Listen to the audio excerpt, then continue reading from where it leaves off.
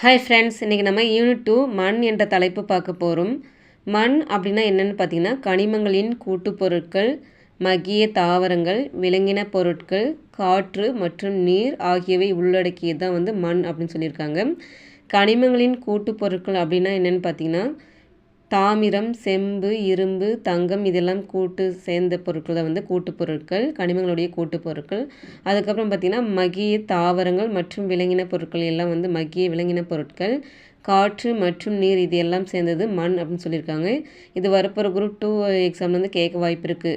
4 option கொடுத்துட்டு எது தவறானது எது சரியானது எது கண்டுபிடித்து எழுதுக அப்படின்னு சொல்லிட்டு கொடுக்குறதும் இருக்குது. மண் அப்படின்னு கொடுத்துட்டு படிச்சுக்கோங்க ஃப்ரெண்ட்ஸ். மண்ணுன்னா என்னன்னு பார்த்துக்கோங்க. அடுத்தது இந்திய வேளாண் ஆராய்ச்சி கழகம் தொடங்கப்பட்ட ஆண்டு எப்போதுன்னு பார்த்தீங்கன்னா 1953ஆம் ஆண்டு இந்திய வேளாண் ஆராய்ச்சி கழகம் தொடங்கப்பட்டிருக்குது. இந்திய வேளாண் ஆராய்ச்சி கழகம் மண்ணை 8 வகையை பிரிச்சிருக்கிறாங்க. இதுவும் கேட்கலாம். இந்திய வேளாண் ஆராய்ச்சி கழகம் மண் வகையை எத்தனை வகையாக பிரிக்கப்பட்டது அப்படின்னு கேட்கலாம். 8 வகை. என்னென்ன மண் பார்த்தீங்கன்னா, வண்டல் மண், 2 கரிசல் மண், 3 செம்மண், 4 சரளை மண், 5 காடு மற்றும் மலை மண், 6வது பார்த்தீங்கன்னா வறண்ட பாலை மண், 7வது பார்த்தீங்கன்னா உப்பு மற்றும் கார மண், 8வது களிமண் மற்றும் சதுப்பு நிலமண் என 8 வகையை பிரிச்சிருக்காங்க. இப்போ வண்டல் மண் அப்படின்னா என்னென்னு பார்த்தீங்கன்னா, இந்த ஆறுகளால் கொண்டு வரப்பட்டு படிய வைக்கப்பட்ட மண் அதை வண்டல் மண் அப்படின்னு சொல்லுவாங்க. பாங்கர், காதர் அப்படின்னு சொல்லியிருக்காங்க. இது இந்த தலைப்பை பற்றி ஆல்ரெடி வீடியோ போட்டிருக்கு ஃப்ரெண்ட்ஸ். பார்க்காதவங்க பார்த்துட்டு வாங்க.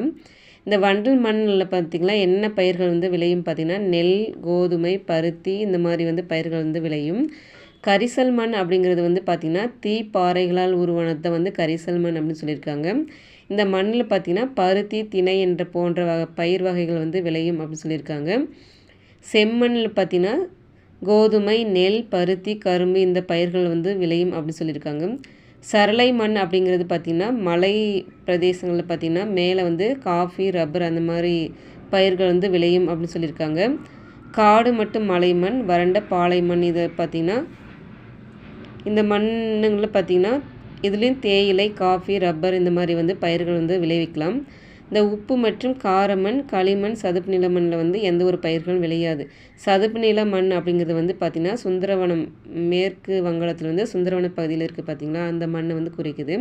இந்த இரண்டில் எந்த ஒரு பயிரும் நம்ம விளைவிக்க முடியாது. இப்போ பார்த்திங்கன்னா கரிசல் மண் அப்படிங்கிறது பார்த்திங்கன்னா தக்கான பகுதியில் உள்ள பசால்ட் பாறைகளால் இருந்து உருவானது அப்படின்னு சொல்லி. பசால்ட் பாறைனா தீப்பாறை, இதை பசால்ட் பாறைன்னு சொல்கிறாங்க. இது நமக்கு சரியான கூற்று 4 ஆப்ஷன் கொடுத்து கூற்றுகள் கேட்குறதுக்கு வாய்ப்பு இருக்குது. கூற்று 1 அல்லது 2 அப்படின்னு கொடுக்க வாய்ப்பு இருக்குது. அல்லது 4 ஆப்ஷனை கொடுத்துட்டு சரியான